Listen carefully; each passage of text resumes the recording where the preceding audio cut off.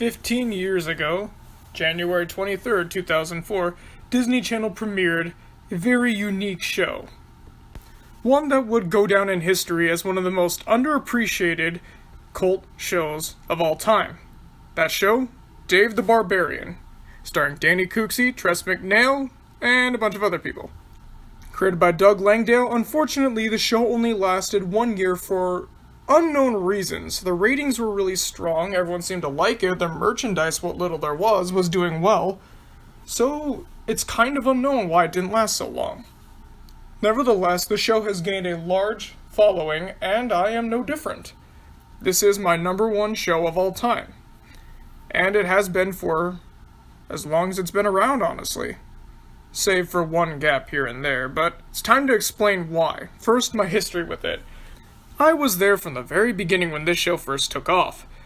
I saw it on its premiere, and I watched every episode since. And of course, me being a kid, I didn't really notice that it disappeared because, other shiny things are on.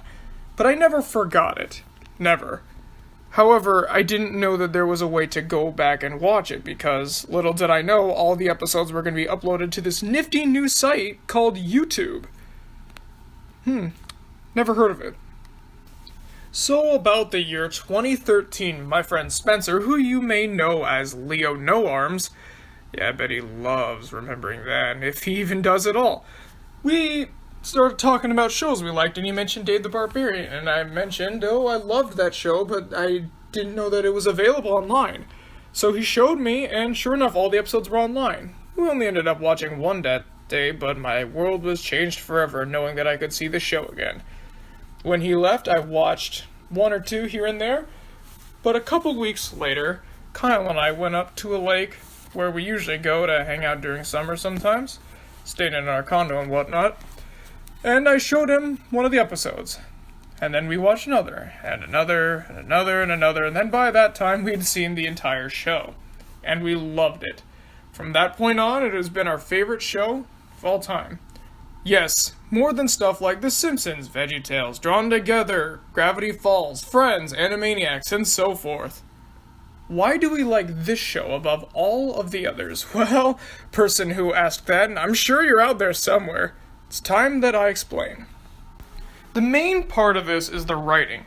Creator Doug Langdale has gone to great lengths with making sure that every single episode is laugh-out-loud hilarious. And yes, I know what I said in that old, pretty bad review of mine years ago where I reviewed every episode. For the most part, my opinions have changed. Lula's first Barbarian and Beauty and the Zit I now like. It's just Dog of Titans is okay. But aside from that one, every single episode is packed to the brim with non-stop jokes. I could probably count on my hand the amount of jokes that don't work in the show. In the entire one, not just one episode. And it's a bunch of different kinds too. There's dialogue, pop culture, slapstick, surreal animation, wordplay, subversion of expectation. The only kinds it doesn't have are sex and bodily function, so for the most part it's kept really highbrow. The only lowbrow ones, actually, there are 1 or 2 sex jokes in the show, for a kid's show, but they are so blink and you miss them that it's not even a problem. It's not like Animaniacs where they make a big deal about it. It's just kind of there, and you're just supposed to draw your own conclusion. Like the infamous cut a muffin line. Oh boy. Speaking of that amazing, hilarious moment, there's at least one line per every episode, yes, even Dog of Titans, which isn't the best episode, that is absolutely laugh-out-loud hilarious, like where you can't stop laughing. Every time you see it, you have to laugh. And I'm gonna say this one that everybody agrees is the best one, and it's perfect meme material. It's already been made into memes. From the episode Girlfriend, Dave constructed a megaphone using nothing but a squirrel, a piece of string, and a megaphone. It's stuff like that. And that's every single second of just about every single episode. Next is the characters. For a comedy show, characters are never really that fleshed out. Nah, I'd be lying if I said Dave the Barbarians were super complex. But for a comedy show, they're way deeper than they need to be. Specifically Fang, I don't think gets a lot of attention from fans of just how deep she can be. Like, yeah, she's rough, she's tumble, she likes to destroy everything and wants to be a real barbarian despite her size, which is the exact opposite of Dave. But as we see in the episode Fiends and Family, there's actually a prominent soft side to her in that she actually misses her family because, yes, despite the fact she is a monstrous little monkey, expected somebody to yell not a monkey there. Anyways, she's still a little kid, and with her parents being gone for who knows how many years, she's starting to snap. So maybe some of this really bad behavior is part of that. Maybe I'm reading into a bit too deep, but it is still affecting her nonetheless.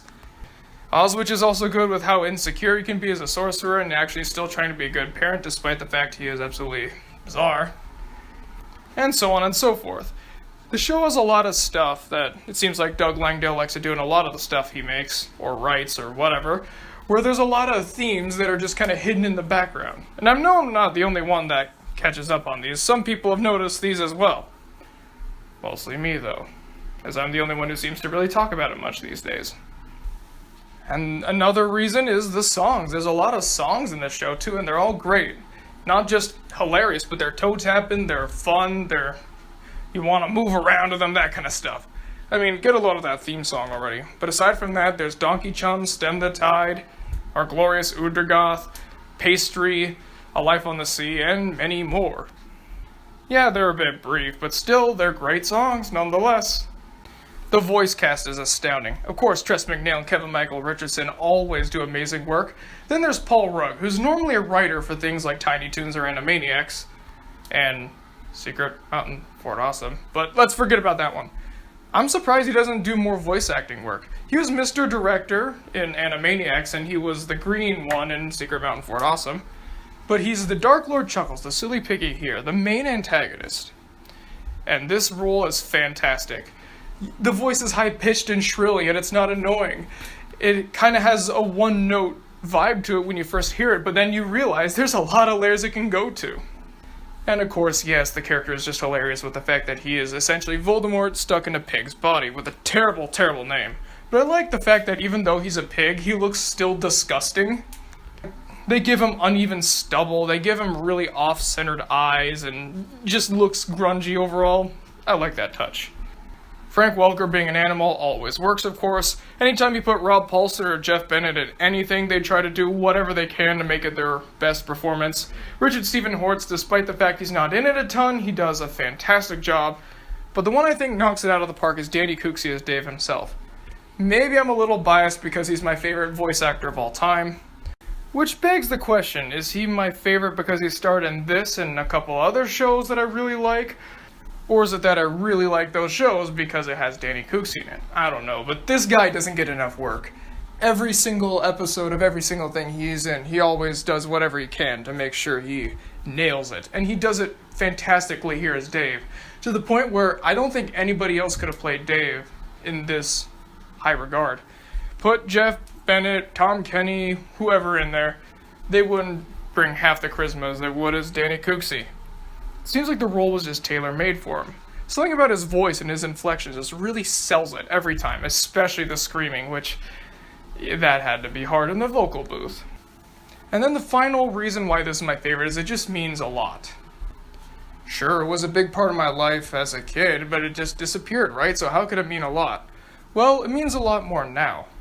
Because it's a show for all moods. When you're feeling angry and you just want to blow off some steam and watch something funny to cool off, there's Dave. If you want to watch something uplifting that'll make you feel better after a bad day where you're feeling sad and mopey, there's Dave. If you want something just to show people, to make them laugh constantly, there's Dave. Why this over other shows like The Simpsons? Because Dave's style of humor and style of writing is just universal. I've yet to meet a person that sees this and hasn't liked it and registered with at least half of the jokes. The writing is so universal and so fast and quick-witted and just well-written overall. I made this comparison before, but it's like an updated Rocky and Bullwinkle. Rocky and Bullwinkle has very similar style of humor to Dave, although I think Dave's can be a bit more varied and quite a bit faster. So if there's one joke that doesn't work, there's immediately going to be another one that nails it, and you forget about the one that didn't work, which, like I said earlier, there's not many of those. There's just something about it that's just so watchable and quotable. Every second it's snappy and witty, so it really helps you quote it But I can't describe the watchability factor. For me, it's just I can watch this over and over and over again and not get tired of it. Even if there's only 41 episodes, I don't get tired of these. And the fact that each episode is so different from the others and offers something completely new, and none of them feel like retreads. Even the ones where they have repeat villains like Quasmere, Ned Frischman, every time they bring them back, they always make a point to do something unique and interesting with them. Just the entire thing is always a 22-minute fun ride. The 22 minutes usually consisting of 2 11-minute episodes, except for A Pig Story, which is definitely the best episode. But don't start with that one, because that one only makes sense if you've watched more episodes than that one. This is the number one show I go to whenever I'm down, angry, happy, just whenever I'm feeling anything, I gotta go to this, because it always just makes the feeling even better. One thing I would love to do is get a hold of Doug Langdale or Danny Cooksey, Paul Rugg, whichever one of those. I mostly mention those guys because pretty sure they're more open than, say, like Kevin Michael Richardson, who's working on like 1,000 projects at once. What I'd like to do is like email them or something and talk about how this got made and like what it was like working on it. All we know is that Danny Cooksey, who, by the way, thanks for liking my tweet, buddy, hashtag notice me senpai, hashtag laying claim to fame. All we know is that he said it was a real blast and that Doug Langdale looked very, very high on the show. But when it comes to actual production and all that sort of stuff, we don't really know. It's kind of a mystery. So I'd love to find out. Oh well, on the off chance any of you guys see that, please tell me. So that is why, above all other shows, Day of the Barbarian is, and always will be, my number one.